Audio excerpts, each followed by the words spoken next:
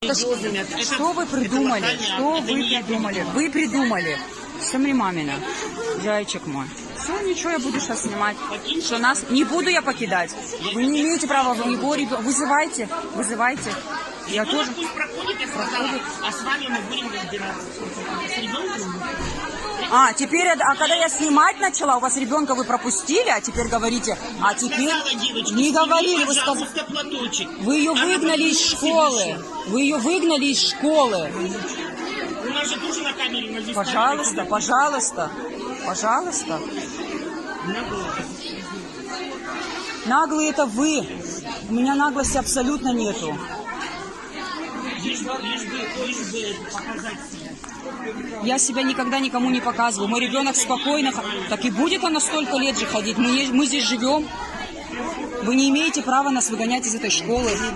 А что вы тогда здесь устроили? Выгоняете? Выгоняете? Вы выгнали моего ребенка из школы и сказали, что она так не пройдет. Покажите мне. Вы мне сказали сейчас, что родители против того, чтобы... Иди в школу, проходи.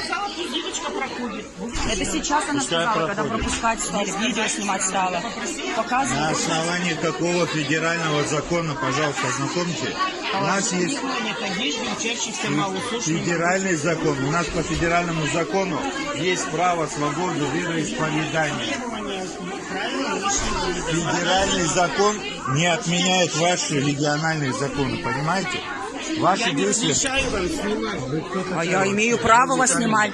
А я имею право снимать. Не трогай. Мой ребенок будет ходить. Вызовите. Данный инцидент будет иметь огласку. Мы посмотрим, как вы будете действовать дальше. И данный инцидент я доведу до региональных властей и федеральных, поверьте.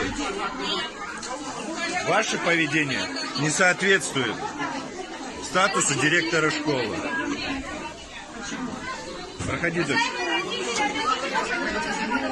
Вот город Тюмень, школа номер 88.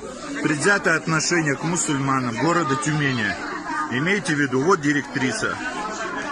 И это уже не первый раз. Вчера, допустим, также меня как родители с супругой не пропустили в школу. При этом всех остальных родителей пропускали. И это неоднократно происходит.